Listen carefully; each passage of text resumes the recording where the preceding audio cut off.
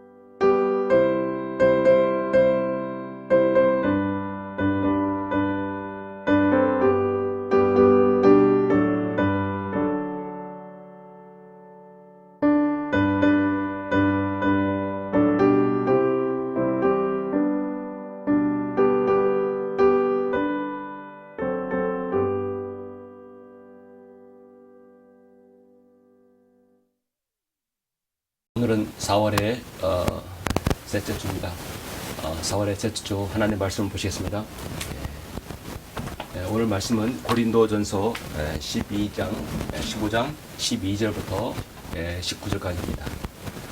고린도전서 15장 12절부터 19절까지입니다. 주님의 부활에 관한 부활의 장이죠.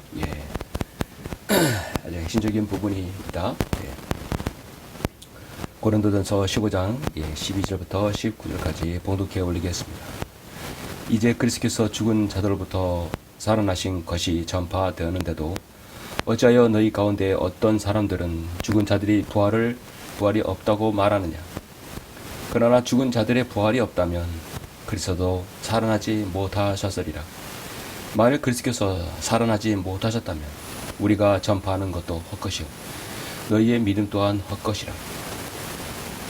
뿐만 아니라 우리는 하나님의 거짓 증인들로 밝혀지리니 이는 우리가 하나님께서 그리스도를 살리셨다고 증거하였기 때문이라. 만일 죽은 자들이 정녕 살아나지 아니한다면 그분께서 그리스도를 살리지 아니하셨으리라. 만일 죽은 자들이 살아나지 못한다면 그리스도께서도 일으켜지시지 못하셨으리라. 만일 그리스도께서 일으켜지시지 못하셨다면 너희의 믿음도 헛되고 너희가 여전히 너희 죄들 가운데 있는 것이라. 그렇다면 그리스도 안에서 잠든 사람도 멸망한 것이라. 만일 그리스도 안에서 우리가 바라는 것이 오직 이 생뿐이라면 우리는 모든 사람 가운데서 가장 비참한 사람이라. 19절까지 봤습니다. 말씀 중간에 제가 그 뒤에 부활의 장에서 중요한 부분도 제가 짚고 넘어가겠습니다. 잠시 말씀을 해서 기도하시겠습니다.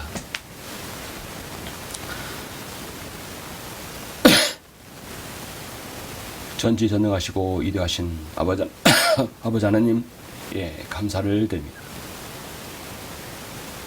하나님의 그 큰 사랑과 은혜로 인하여 예수 그리스도의 그 큰 보혈의 사랑으로, 보혈의 공로로 저희들을 구원하여 주시고 하나님의 아들들로 삼아 주셔서 이 땅에서 영원을 주님과 함께 누릴 수 있도록 저희들 특권을 허락해 주심을 감사합니다. 오늘은 세상 사람들이 부활절이라고 일컬어지는 그 절기를 통해서 또 이 기도의 숭배임을 알지 못하고 잘못된 성김으로 하나님께 영광을 돌린다고 하는 그런 날입니다. 우리가 성경 말씀을 바르게 알고 우리가 참 부활의 소망이 무엇인지, 주님의 부활이 얼마나 큰 의미가 있는지 오늘 말씀을 통해 정확하게 알 수 있도록 저희들 인도하여 주시옵소서. 저희들이 소망 가운데 주님을 믿고 또 재림의 소망을 가운데서 주님을 섬길 수 있도록 늘 인도해 주시며 우리는 날마다 주님 앞에서 죽으며 날마다 나 자신을 억제하는 그런 참으로 소망 있는 성도들로 살아갈 수 있도록 저희들 인도하여 주시길 원합니다. 설교의 시작을 주님께 온전히 부탁드립니다. 감사를 드립니다. 주 예수 그리스도 이름으로 기도드렸습니다. 아멘. 오늘 말씀의 제목은 부활을 경험한 사람들, 부활을 경험한 사람들이란 제목으로 잠시 말씀을 전하겠습니다. 해마다 4월 봄과 12월 말이면 우리나라에서는 이 두 가지 절기로, 교회의 절기로 인하여서 정말 가장 큰 종교 행사를 가지고 있습니다. 다름 아닌 바로 부활절과 성탄절입니다. 오늘은 보통 사람들이 그 교회들에서 정하는 부활절이고 12월 25일은 또 성탄절로 하죠. 부활절 연합집회, 성탄절 연합집회, 분주한 일들로 바쁩니다. 사실은 태양신 숭배와 관계가 있는 것인데 교회를 다녀본 사람이라면 대부분의 부활절만 되면 달걀을 삶아서 색칠도 하면서 즐거워하며 부활절을 지켰던 것이 생각날 것입니다. 저도 어렸을 때 삶은 달걀을 그렇게 먹은 적도 있습니다. 기독교의 신앙은 부활 신앙이죠. 부활이 없는 십자가는 생각할 수 없습니다. 만일 그리스도께서 살아나지 못하셨다면 우리가 전파하는 것 헛것이요 너희 믿음 또한 헛것이라 했습니다. 우리 주 예수 그리스도께서 성경대로 우리의 죄를 인하여 죽으시고 장사되셨다가 성경대로 셋째 날에 살아나셨습니다. 주님의 부활은 너무도 중요합니다. 주님의 탄생 못지않게 중요합니다. 주님의 부활이 없으면 우리의 부활도 없기 때문입니다. 하지만 성경에서 한 번도 주님의 생일이나 부활의 날짜를 기념하라고 말씀하신 적이 없습니다. 그런데도 날짜를 정해서 인간적인 전통으로 계속해서 그 이기도의 축제일에 맞춰서 부활절을 또 성탄절을 지킨다는 것은 분명히 성경적으로 다시 짚고 넘어봐야 합니다. 다만 한국교회가 현재 행하고 있는 많은 교회 전통들, 이 모든 이교도들은 이기도인 로마 카톨릭에서 나온 것임을 알아야 합니다. 부활절도 그렇고 성탄절도 그렇습니다. 그리스도인의 신앙은 성경대로 믿고 따르는 신앙이어야 합니다. 꼭 어떤 절기나 전통을 지켜야 한다면 그게 성경적인지 우리가 살펴보아야 합니다. 골로새 2장 8절에서 아무도 너희를 철학과 헛된 속임수로 누락질하지 못하도록 주의하라. 그것은 사람의 전통과 세상의 유치한 원리를 따른 것이며 그리스도를 따른 것이 아니니라. 오늘 교회들은 수많은 절기를 지키고 있습니다. 성탄절, 부활절은 말할 것도 없고 오순절, 성령 강림일, 추수감사절, 맥주감사절, 또 두 달에 한 번씩은 절기가 있어요.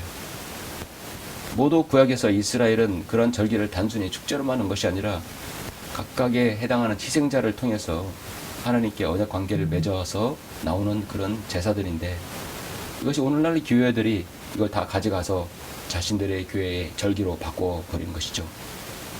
6월절 지켜야 한다는 새언약 6월절, 하나님의 교회. 오순절을 지켜야 한다는 여의도 순복음, 또 장막절을 지켜야 한다는 신천지, 안식일을 지켜야 한다는 또 안식교.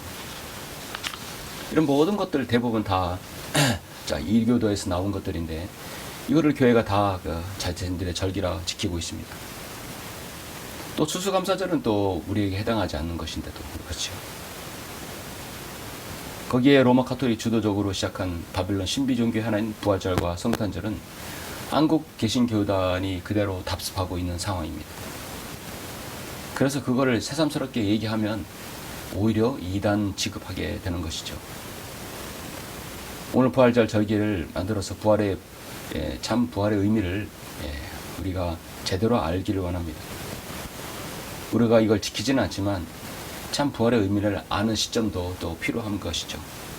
말씀 제목처럼 부활을 경험한 사람들은 어떤 경험을 하고 어떤 믿음의 간증이 있는가를 하나님 말씀을 통해서 여러분 잠깐 보고자 합니다. 오늘 본문 고린도전서 15장은 부활의 장이죠. 성경에서 우리 주님의 부활이 얼마나 중요한가를 말씀하고 있습니다. 복음의 진수도 제시하고 있죠. 고린도전서 15장 3, 4절에서 복음이 뭐냐? 내가 받은 것을 먼저 너에게 전달하나니 이는 성경대로 그리스도께서 우리의 죄를 인하여 죽으시고 장사되셨다가 성경대로 셋째 날에 다시 살아나셨다. 복음의 진수이죠. 그런 반면에 또 부활에 관한 중요성도 오늘 본문에서 12절에서 19절까지 말씀하고 있습니다. 모든 그리스도인은 소망이 있어요. 사망을 이기고 또 살아있는 동안 주님을 만나는 것이죠. 휴거가 돼서 휴거의 희열을 맛보고 가는 것입니다. 이 땅에서 먼저 잠든 성도는 부활의 기쁨을 가지고 주님을 만나고, 우리는 그대로 휴거되어서 하늘로 올라가는 것이죠. 사도 부활의 핵심적인 그림입니다. 아마도 전국 지역 단위나 또 전국 산하 교단 산하에서도 오늘 새벽 부활절 연합예배를 많이 드렸을 것입니다. 로마 가톨릭은 물론이와 한국 성공회, 감리교, 구세군, 성결교, 순복음, 침례교, 루터교 많이 이렇게 또 연합해서 했습니다. 그랬을 때 그들이 참 부활의 의미를 정말 어디까지 알고 있을 거예요. 사실 부활절은 이스터. 이스터는 자체가 이렇게 성경으로 영어로 한다는 것도 문제가 되는 거죠. 부활절을 사람들은 이스터라는, 사실 이스터가 아니죠. 이스터는 바로 이기도 축제일입니다. 이 부활절의 시작은 니케아 공회의 AD 325년부터 봄의 첫날인 춘분 3월 21일 또는 그 후에 만월 후에 첫 주일, 만월의 주일인 경우는 그 다음 주일로 지킬 것을 결정한 이후 로마 가톨릭과 개신교회가 똑같이 지금 지키고 있습니다.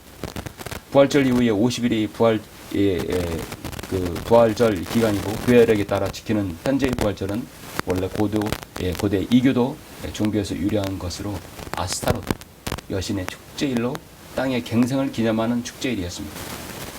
이 아스타롯이 이스타로 바뀌었고 이스터로 바뀌어서 결국은 부활절이라는 희한한 이름이 생긴 것입니다. 그러면 부활절은 성경에서 지켜지는 전혀 성경적 근거가 없습니다. 부활이 너무도 중요하다는 것은 반드시 제시해야 되지만 부활절에 성경적 근거는 없다 하는 것이죠. 많은 한국교들이 왜 부활절을 지키느냐? 그것이 교회 전통이냐? 성경적이냐? 사람들은 성경적이보다도 교회 전통을 더 중요시 여기죠. 전통도 교회의 올바른 전통이 중요한데 그것이 무조건 지켜져야 한다는 답습한 그 전통, 그것이 현재 한국교회의 실상입니다. 데살로니가후서 2장 15절에서 그러므로 형제들아 굳게 말로 서서 말로나 우리의 편지로나 너희가 배운 바 정통을 지키라.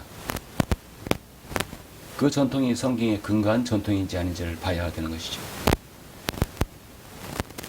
전통은 타협할지는 몰라도 성경적으로 틀린 교리는 타협하지는 않습니다.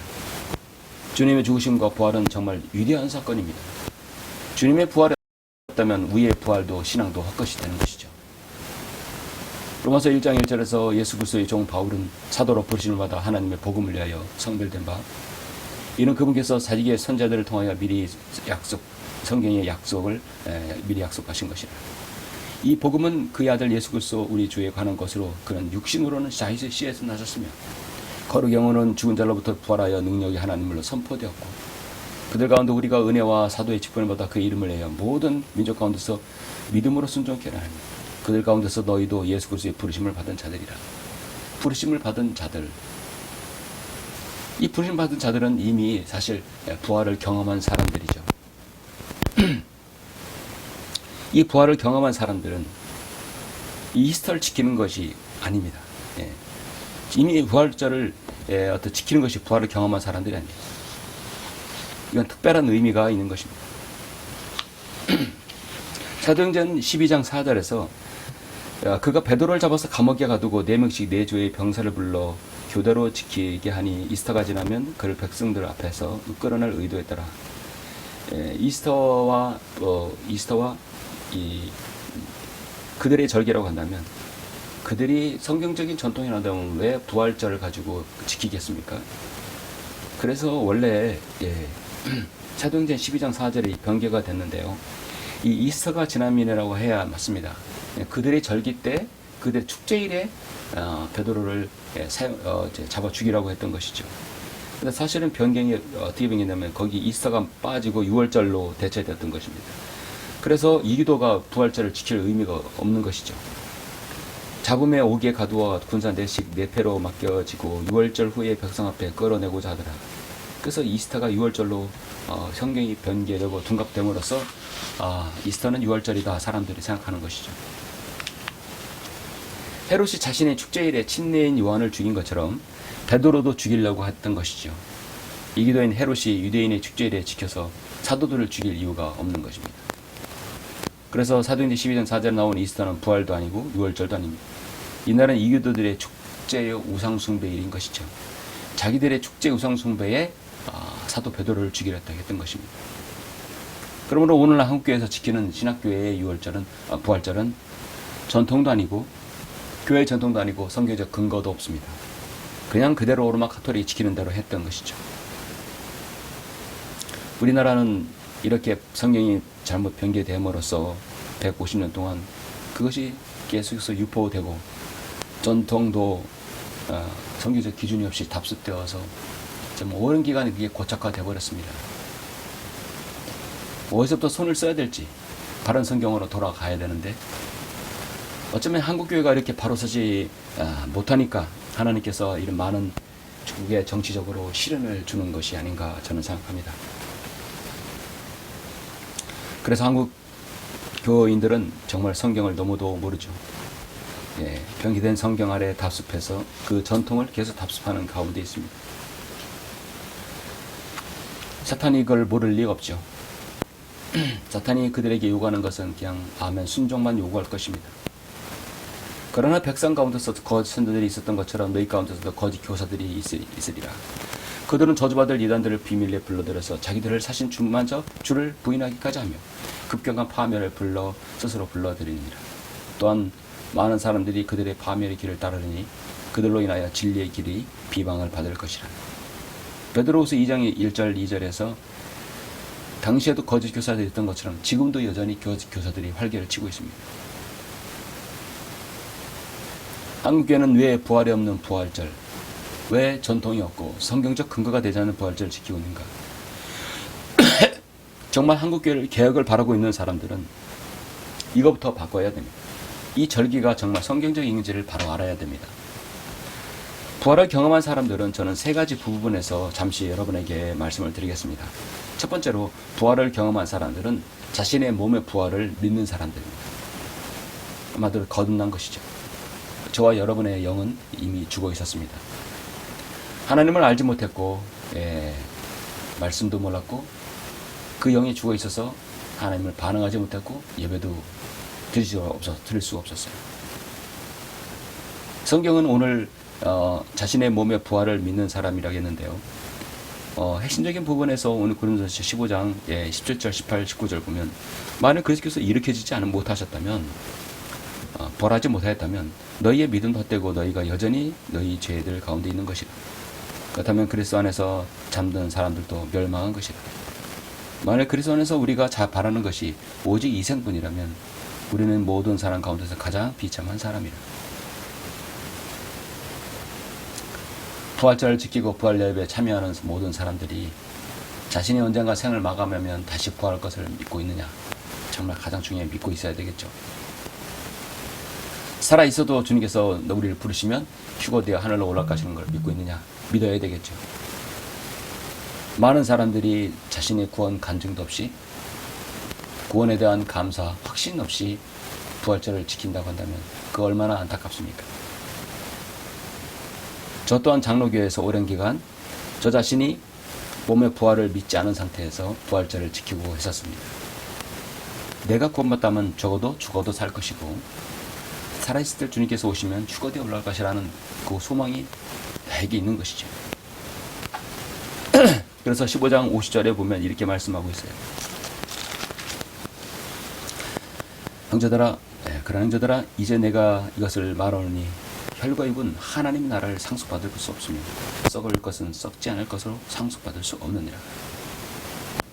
우리가 흙으로 만들어진 자의 형상을 입은 것 같이 하늘에 속한 분의 형상도 입으리라. 우리가 언젠가는 주님의 그 형상대로 입힘을 받을 것입니다. 그래서 이 경배는 부활을 경험한 사람들이 경배를 드린 것이죠. 부활을 경험한 사람들이 함께한 말씀으로 위로를 받는 것입니다. 저와 여러분의 영이 거듭난 사람들이기 때문에 이미 죽었다가 살아난 것이 우리가 경험한 사람들입니다. 그래서 우리가 하나님을 경외하고 예배를 드리는 것입니다.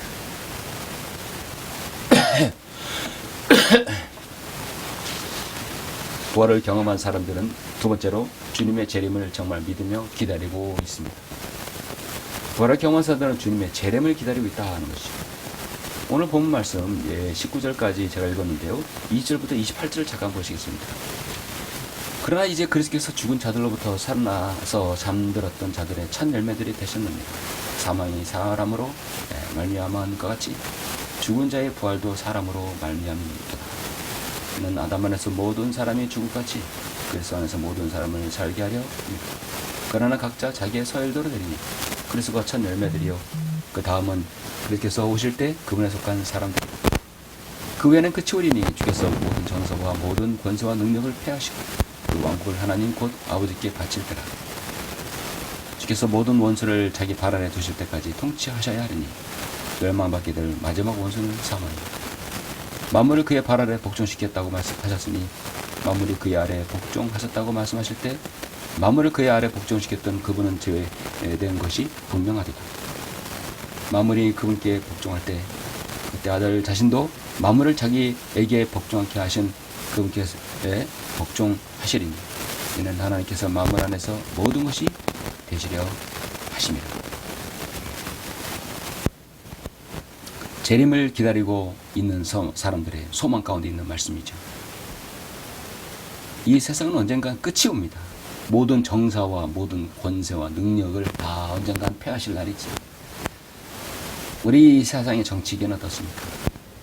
5년의 그 정치 집권을 하려고 갖은 수의 거짓말과 폭력과 선동, 얼마나 여러분 참으로 안타깝습니까? 5년의 정치 권력을 갖기 위해서 수많은 사람들이 동원되어서 일을 그렇게 정말 하고 있습니다. 예. 우리 주님께서는 오시면 세상의 모든 정사와 권세와 능력을 완전히 다 폐하신다고 말씀하셨습니다. 왕국을 곧 하나님 아버지께 바칠 때가 온다 하겠습니다.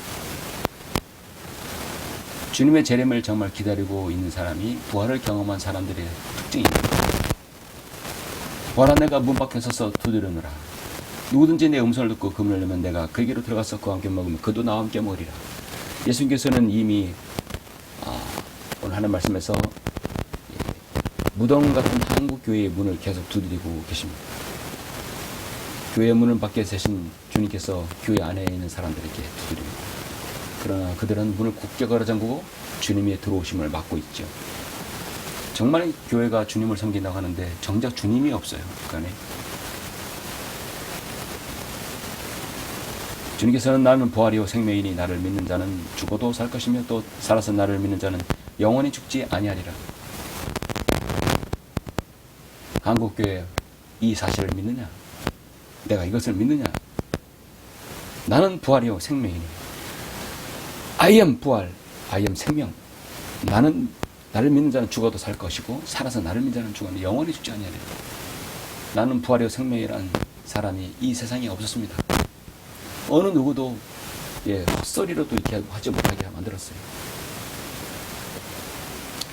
예수 그리스도의 부활은 역사적인 사실로 믿는다고 고백하면서도 그분이 다시 오심을 믿지 않는 것은 앞뒤가 맞지 않는 것이죠.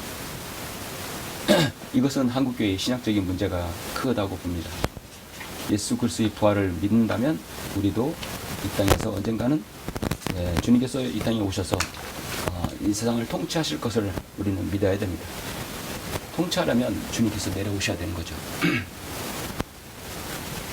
우리가 아는 것은 우리가 하나님께 속하여 있으며 온 세상은 악함 속에 놓여 있다는 것이라. 요한일서 5장 19절에서 말씀하죠. 여러분이 저와 살고 있는 이 세상은 악함 속에 있습니다. 이 악함 속에서 휴거를 통해서 우리가 거기서 건져냄을 받아요. 그리스도인은 멸망에 가는 세상을 벗어날 수 있는 유일한 기회가 휴거의 소망입니다. 그래서 우리가 이 땅에 있는 동안에 휴거가 되면 이 모든 풍진 세상을 다 뒤로 하고 하늘로 올라가는 것입니다. 죄로 타락하여 멸망에 가는 세상은 교회가 휴가된 이후 전무후무한 대환란을 7년 대환란을 통과하고 철저히 파괴됩니다. 사랑도 진리도 하나님을 경외함도 다 사라지는 아주 삭막하고 철저한 전체주의식 사회에서 살게 되는 것이죠. 그리고 대다수 666표를 받게 되는 것입니다. 그러니 우리가 휴가의 소망 가운데 살아야 되지 않겠습니까? 성경은 요한일서 3장 2절에서 그가 나타나시면 우리가 그와 같이 되리라는 것을 아노니 이는 우리가 그분을 볼 것이기 때문이라. 그분 안에서 이 소망을 가진 사람은 누구나 그분이 정결하신 것처럼 자신을 정결케 하느냐. 교회는 신랑이신 주님이 정결하신 것처럼 죄와 세상으로부터 자신을 정결케 해야 되는 것이죠. 부활을 경험한 사람들은 세 번째로 나는 정말 날마다 죽는 삶을 살고 있는 것이다. 나는 날마다 죽겠다. 나는 날마다 죽는다는 삶. 그것은 29절에서부터 34절에까지 나오죠. 여러분 계속해서 성경 보시면 만일 죽은 자들이 도무지 살아나지 못한다면 죽은 자들 인하여 침례받는 사람들은 무슨 일을 하겠느냐? 어찌하여 그들이 죽은 자들을 인하여 침례를 받겠느냐? 또 우리가 어찌하여 매 시간 위험에 처해져야 하겠느냐? 내가 그래서 예수 우리 주 안에서 지니고 있는 너희의 자랑으로 단언하느니 나는 매일 죽노라. 내가 만일 사람들의 방식대로 에베소에서 짐승들과 싸웠다면 내게 무슨 유익이 있으리. 만일 죽은 자들이 살아나지 못한다면 우리도 먹고 마시자. 내일이면 죽으리라고 하였으리라. 미혹되지 말라. 악한 사기만 좋은 행실을 부패시키느니라. 의에 대하여 껴있고 죄를 짓지 말라. 어떤 자들에게는 하나님 지식이 없기에 내가 너희를 부끄럽게 하려고 이 말을 하노라. 이 부활의 장 15장에서 사도 바울이 교리에서 너무도 중요한 장이죠. 매우 주의가 필요한 말씀입니다. 31절에서 나는 매일 죽노라. 사도 바울은 왜 자신이 죽어야 되는 건가? 왜 죽어야 되는 것인가? 이 죽어야 된다는 의미를 알려면 우리가 29절을 바로 알아야 되는데요. 29절은 성경에서 잘 이해해야 할 구절입니다. 성경이 변개됐기 때문에 쉽게 이해할 수가 없어요. 그래서 다른 성경을 통해서만 바로 이해할 수 있습니다. 29절 만일 죽은 자들이 도무지 살아나지 못한다면 죽은 자들 인하여 침례를 받는 사람에게 사람들은 무슨 일을 하겠느냐? 어찌하여 그들이 죽은 자들 인하여 침례를 받겠느냐? 이 죽은 자들 인하여라면 뭐뭐 때문이라고 봅니다. 생각하면 됩니다. 여기서 우리가 침례에 우리가 순종하는 거 있죠. 물침례에 순종하는 것은 첫째, 내가 자신의 육체가 죽어도 언젠가는 주님 같은 몸으로 변모하여 부활할 것이라는 그 확신을 가지고 있기 때문에 침례 받는 것입니다. 우리가 침례를 받을 때 두 번째 의미는 우리가 죽음 안으로 침례를 받아 함께 장사되었으니 이는 아버지의 영광으로 인하여 그리스도께서 죽은 자들을 일으켜 주신 것과 같이 우리도 또한 생명의 새로운 가운데서 행하게 하려 함이니라. 만일 우리가 그의 죽으심과 모양으로 함께 신겨졌다면 또한 그의 부활하심의 모양과 같이 되리라. 자신의 부활의 신앙을 공개적으로 증거하기 때문에 침례를 받는 것입니다. 그런데 이 29장에서 해석을 자세히 잘 보시면 내가 침례를 받는 이유는 만일 죽은 자들이 도무지 살아나지 못한다면, 생물학적으로 죽었는데 부활하지 못한다면 우리는 부활할 걸 확신하고 있죠. 죽은 자들 인하여 침례를 받는 것은 무슨 일을 하겠느냐. 이게 로마 카톨릭과 개신교가 이렇게 해석을 해요. 만일 죽은 자들이 도무지 살아나지 못한다면 죽은 자들 인하여 세례받는 자들이 무엇을 하겠느냐. 어찌하여 저희는 이를 위하여 세례를 받느냐. 이렇게 해석하면 안 되는 것이죠. 만일 죽은 자들이 부활하지 못한다면 내가 물침례를 받는 것은 무슨 부활하지 못한다고 믿는다면 내가 물침례를 뭐하러 받느냐 이거죠. 내가 물침례를 받는 것은 내가 죽어도 다시 살 것이라는 것을 믿고 소망을 하기 때문에 내가 부활 침례를 받는 것이다. 어째 그들이 죽은 자들 인하여 침례를 받겠느냐. 이건 사도 바울이 부활의 장에서 그리스도인이 만일 죽은 자들이 도무지 살아나지 못한다면, 내가 나중에 부활하지 못한다면 어째야 물침례를 통하여 자신의 옛사람을 장사지며 예수 그리스도 안으로 침례받는 것을 공개적으로 내가 간증하느냐 이겁니다. 다시 설명하자면 나중에 내가 부활하지 못할 거라면 자신의 옛사람이 죽었다면 침례를 받느냐 이 말입니다. 나의 옛사람은 이미 십자가 용박에서 처형되었기 때문에 더 이상 나는 옛날의 나가 아니다. 그래, 나는 매일 죽어야 된다. 그 뜻입니다. 그래서 사도 바울은 31절에서 나는 매일 죽노라고 말씀하고 있는 것이죠. 오늘 이 마지막 시대는 사탄이 세상의 모든 것들을 다 거의 전체주의적으로 바꿔놓고 있습니다. 정치와 경제, 사회, 계속해서 자신의 생활의 시세가 도래하기를 기다리고 있습니다. 그리스도인이 모두 다 휴거되고 부활하고 올라간다면 이 땅은 이제 7년 대환란을 갖게 되는 것이죠. 사람들이 여기서 매몰되어 버리는 것이죠. 세상의 흐름이 온통 디지털, AI, 챗GPT 모든 것이 디지털화 되기 때문에 사람들은 이제 하나의 꼭두각시처럼 움직일 수밖에 없습니다. 큰 흐름이 바로 사탄이 장악하는 것이죠. 인간에게는 늘 탐욕이 있기 때문에 그 탐욕을 쫓아서 가기 때문에 그것을 사탄이 이용하는 것입니다. 디모데전서 6장 10절에서 돈을 사랑하는 것이 모든 악의 뿌리니 이것을 욕심내는 어떤 사람들이 믿음에서 떠나 방황하다가 많은 슬픔으로 자신을 찔렀다. 그러나 오 하나님의 사람은 이것을 피하라 했습니다. 우리는 죽어야 됩니다. 날마다 죽어야 됩니다. 부서져야 됩니다. 단단한 곡식은 부숴서 가루로 만들어야 떡을 만든지 뭐 식량을 만들지 할 거 아니에요. 그래서 우리는 우리 자신이 부서지고 낮아지고 그리고 늘 죽어야 되는 것이죠. 그렇게 했을 때 주님께서 쓰신다고 했습니다. 십자가를 져야 부활의 영광이 있고 부서짐을 통해 알곡이 되고 끼어짐을 통해서 쓰임 받습니다. 그래서 우리는 늘 순간순간마다 부서지고 깨어지고 죽어야 되는 것이죠. 사랑하는 성도는 말씀을 맺겠습니다. 자신의 부활의 신앙을 가졌고 주님의 재림을 기다리고 있고 나는 매일의 육신을 굴복시키고 있다 한다면 성령의 권위 앞에 순종하고 신약교회의 바른 신앙을 따르기 위해서 이 거대한 물결의 배교의 물결에서 나와야 됩니다. 머뭇거리고 있다면 시간만 낭비하게 됩니다. 성경은 잠언 24장 21장 4절에서 악인의 챙기지는 죄라 했습니다. 한국교회에 몸담고 있는 한 그 이기도 축제들 부활절, 성탄절 들러리만 하는 것이죠. 빛과 소금의 역할을 해야 한국교회가 올바른 말씀 안에서 서지 못할 때 이렇게 나라 국가적 혼란이 있고 어려움이 있는 것입니다. 가장 먼저 교회가 바로 서야 될 때입니다. 사악한 우상 숭배 시대 정말 하나님 말씀대로 형제들아 우리 주 예수 그리스도의 이름으로 너에게 망하노니 무질서하게 행동하고 우리에게서 받은 전통을 따라 행하지 않는 모든 형제를 멀리하라. 그러므로 형제들아 굳게 서서 말로나 우리의 편지로나 너희가 배운 바 전통을 지키라 했습니다. 성경에서 올바른 전통은 주의 만찬과 바로 침례식입니다.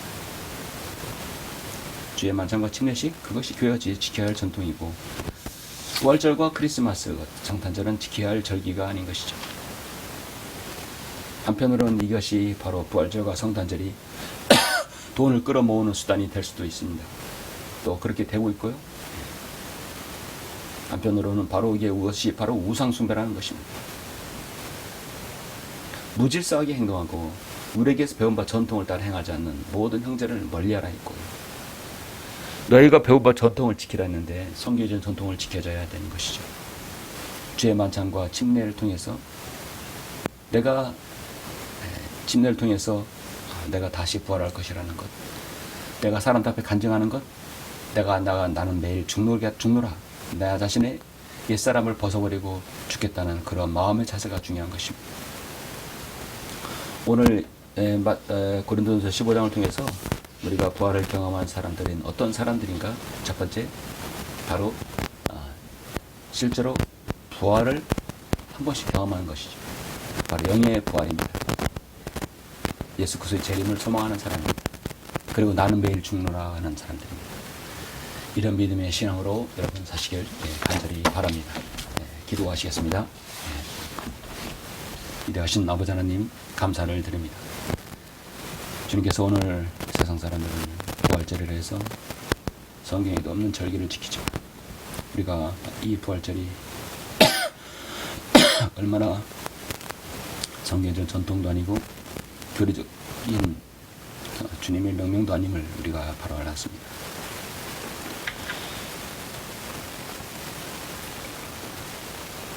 정말 우리가 부활을 경험한 사람들로서 영이 거듭난 사람들로서 주님의 재림을 기다리고 소망하는 사람들로서 나는 매일 죽노라고 늘 십자가에서 자신의 부서짐을 경험한 사람들이 바로 정말 부활을 경험한 사람들입니다.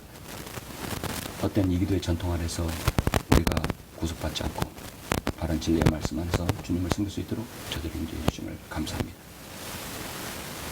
더욱더 많은 성도들이 이 대회에 합류할 수 있도록 주님께서 인도하여 주시옵소서. 주 예수 그리스도 이름으로 기도드렸습니다. 아멘.